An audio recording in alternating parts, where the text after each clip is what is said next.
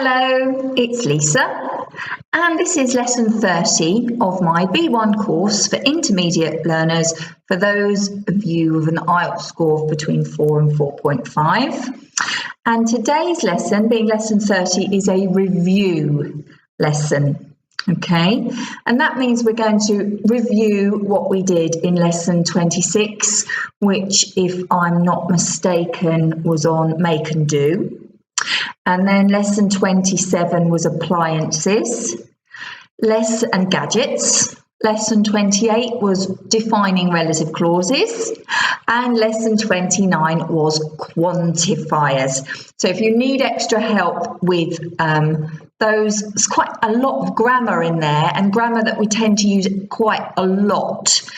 You see, I'm even using a quantifier to say it. So without further ado, so that means without me talking anymore, let's get going, shall we? Here we go. I will go in a moment. Here's a picture. Imagine this is me in my office, in my place of work, okay? And we've got 7 sentences describing this place of work and 7 quantifiers, okay? What do you have to do? Exactly. Complete the sentences with the quantifiers in the box. You can only use one once. Okay, here we go. I'll get rid of myself. So number 1, there's natural light. Number 2, there are people to talk to. Use the picture here to help you. Number 3, there are windows. Number 4, there's space for me to work. Number 5, there isn't noise from outside. Number 6, there aren't notices on the walls. Again, use the picture here to help you. And number 7, there's of valuable equipment. So we've got to complete those sentences using plenty of, several, not much, enough, no, not any, or a bit of. Okay, can you remember which ones we use with countable nouns, which ones we use with uncountable nouns, or which we can use with both? Okay, stop the slide now and take some time to fill in the gaps.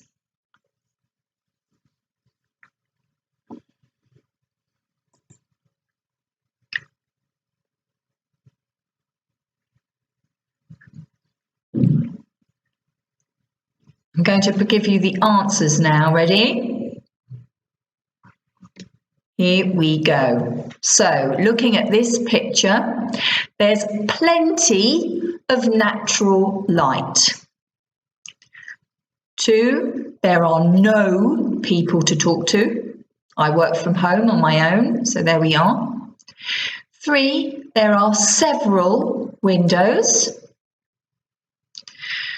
4, there's enough space for me to work. Number 5, there isn't much noise from outside.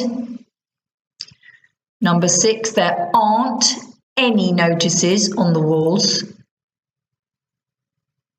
And number 7, there's a bit of valuable equipment. Sorry, there's a double of in there, which I didn't mean to happen. Sorry about that.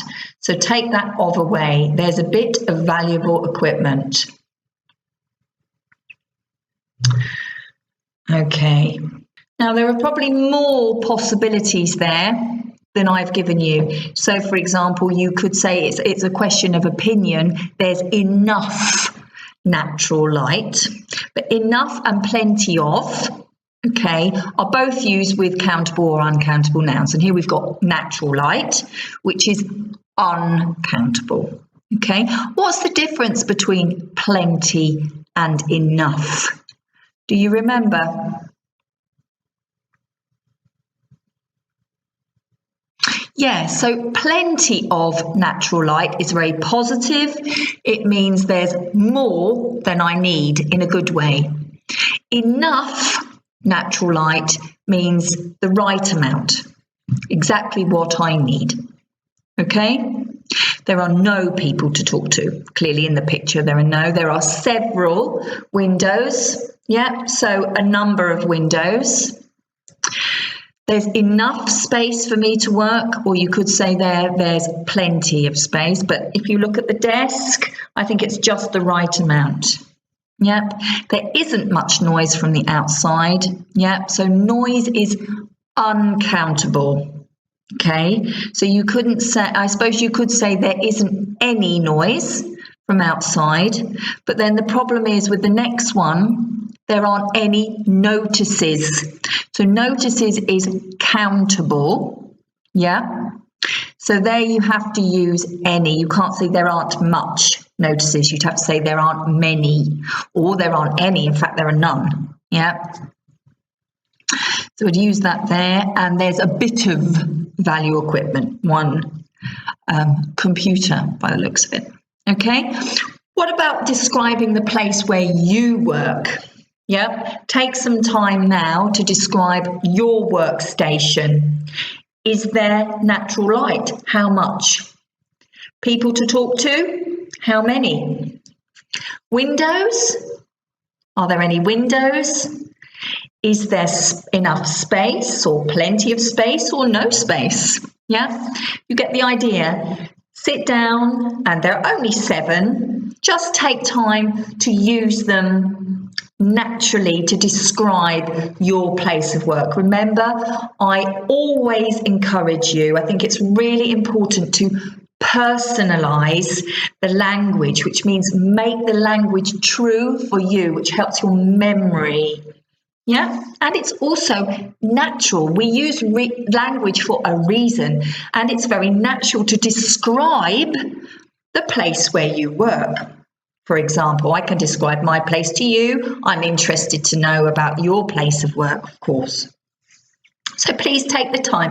If you find this difficult, go back to lesson 29 and look at the tables for countable and uncountable nouns, and then the table for the quantifiers that we use with countable, uncountable, or both. It's an important area of grammar to get right. And if you're taking IELTS and First Certificate or PET, the preliminary English test, this is an area that regularly gets tested. And in your speaking and your writing, it's easy to get marks for using it well. Examiners notice when you use quantifiers well, but they also notice when you make errors. Okay, so it's a really good thing to focus on to improve your accuracy, yeah, to improve how good your grammar is in speech. Okay, let's look at the next task, shall we? Task 2 is make or do. Let's have a look. So, every day I get up, I write myself a job list. Do you? A list of things to achieve during the day. Now, as you can see, I'm getting older, yeah, so I forget things quite easily. So I keep a list either on paper or in my phone of jobs to do that day. And this is my job list for today, but I've left out the verbs, and you have to decide if it's make or do. Here we go. Make or do. Number 1, some housework. Number 2, an appointment for the family to see the dentist. 3, some gentle exercise. 4, an arrangement to meet the girls for coffee this week. 5, a complaint to Amazon about the damaged kids' toy. So damage, when you get something through the post, an online object that you've purchased, that you've bought, and it has a problem, yeah, a complaint. Number 6, the kids a cake for well in their school tests. Remember that after a preposition, after for, we need the ing form of the verb. Yep. And number 7, an offer on that dress I want on eBay. I don't know if you use eBay, but how it works is that people that sell on eBay, you make an offer, and then you see if that gets accepted. Yeah. So make or do. I've already given you one clue if you were listening. Make or do.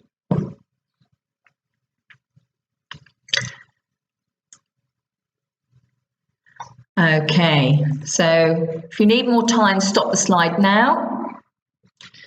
Here are the answers.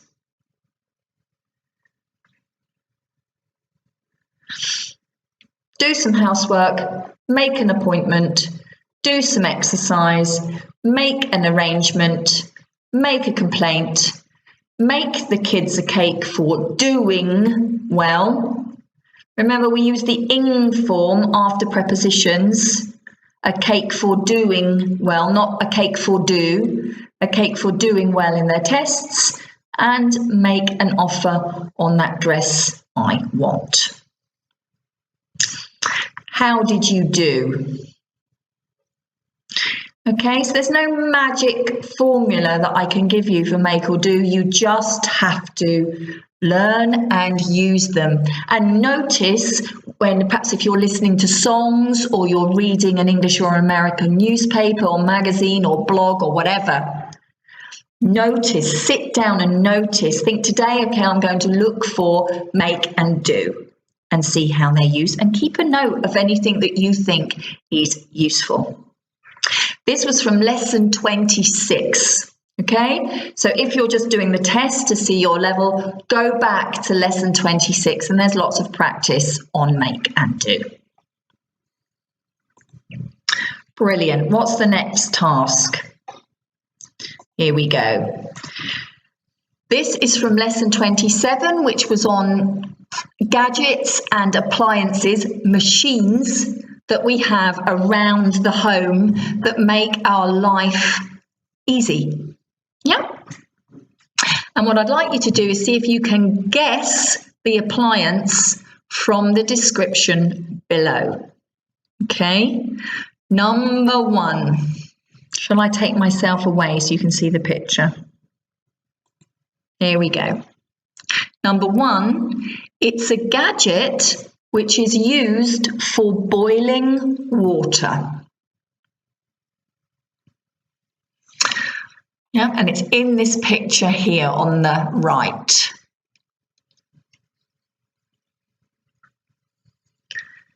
Number 2, I couldn't live without this gadget, which helps me make my kids breakfast. They love toast and butter.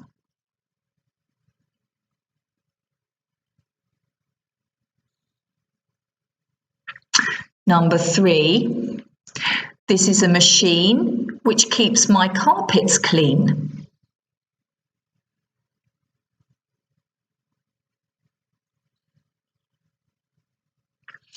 Number 4, this is an appliance which saves me hours of hard work. I load it at night and wake up to clean clothes.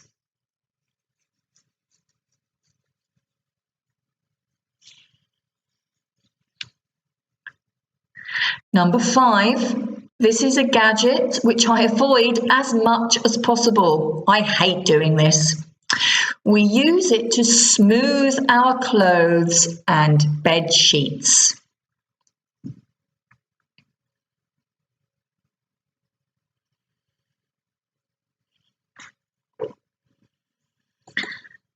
Okay, so hopefully you can go back to the notes that you made on household appliances and gadgets from lesson 27. Yeah, let's have a look at the answers. Hold on, I'll just get my PowerPoint ready. Here we are. Number 1 is a kettle. Very important in Britain. We're obsessed, aren't we? We love drinking our tea. Cup of tea for whatever in your life, for a drink. Yeah, when you want to have a chat with friends, or if there's a problem, oh, have a cup of tea. So you need to boil water in a kettle, and it's this picture here. Yeah, the object on the left of the top picture. I couldn't live without this, which helps me make my kids' breakfast, is a toaster. So you put your bread in this, which is this picture at the top on the far right, 2 bits of bread in, press the button down and it heats the bread up and it makes toast. And my children love this with lots of butter on for their breakfast or for a snack when they come home from school. Number 3. This is a machine which keeps my carpets clean, the vacuum cleaner. Number 4, an appliance which saves me hours of hard work. You know, I load it at night and I wake up to clean clothes, is the washing machine. And a gadget I avoid, I don't use, I hate ironing, I absolutely hate it, is an iron. So it's this object here, this picture here on the bottom right is an iron. And I have to say, it's one piece of housework that I just hate. And I try not to do. Sometimes my husband needs a nice shirt and then I'll do it. But I hate doing the ironing. I hate doing the ironing. Okay, now I've just got an extra question. So these things like a washing machine, vacuum cleaner, these were all words from lesson 27. And then lesson 28 was on defining relative clauses. And that was using the relative pronouns which or that, who or that, when, where, and whose. Do you remember lesson 28? Okay, so we've got here which. So the relative pronoun links two sentences together. So if you look at number 1, we could say it's a gadget, full stop. It's used for boiling water. 2 simple sentences. If we want to link them together, it's a gadget which is used for boiling water. Okay, and the which refers to the kettle, yeah, refers to the object here we use for boiling water. Okay, which. Is it possible here to say it's a gadget used for boiling water? Is that okay? It's a gadget which is used for boiling water? We know that's okay. What about this? It's a gadget used for boiling water. Is that okay? Yes, it is. Because when the relative pronoun is the object of the sentence, which it is here, it's a gadget we use, okay, and it's a passive construction, we can drop the relative pronoun and the verb be and say it's a gadget used for boiling water. Lesson 28, folks. Do you remember? Okay, I couldn't live without this gadget, which helps me make my kids' breakfast, or that helps me make my kids' breakfast. Okay, here is it possible to say, I couldn't live without this gadget, helps me make my kids' breakfast. Is that okay? No, here it's the subject of the sentence. Yeah, I couldn't live without this gadget. This gadget helps me make my kids' breakfast. Yeah, so it's the subject of that clause, so we need the relative pronoun. Okay, number 3, this is a machine which keeps my carpets clean. Same thing. This is a machine which keeps my carpet clean. It's the subject. What about this one? This is an appliance which saves me hours of hard work. Again, that has to stay as it is. This is an appliance. This saves me hours of hard work. Okay, so it's the subject, therefore it remains.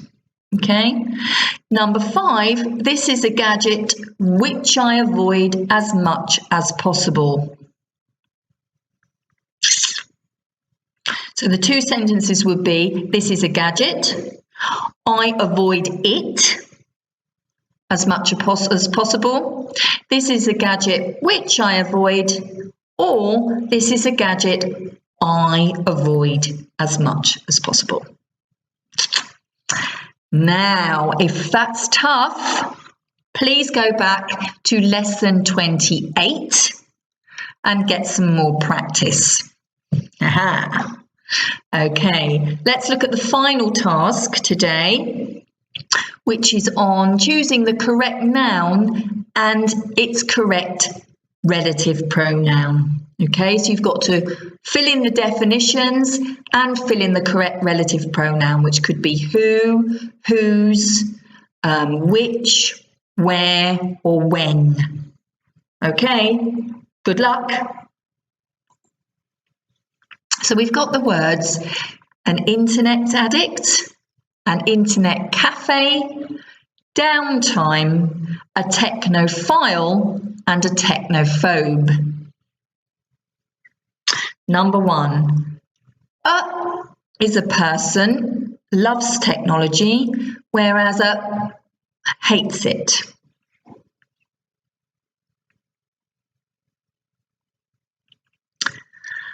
Number 2, is a place customers pay to use computers with access to the net.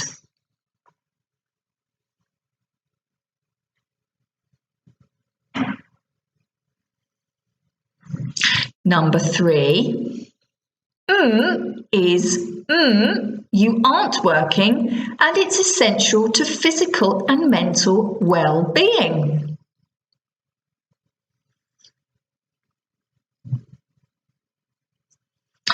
And finally, is someone life is spent online in an unhealthy way.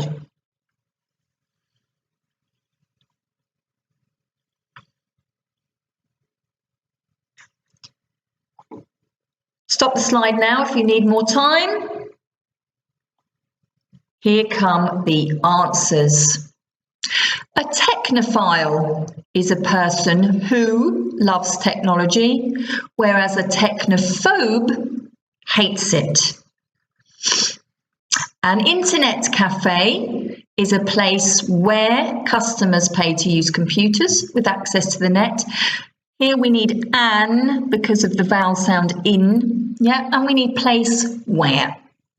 So we've got a person who and a place where.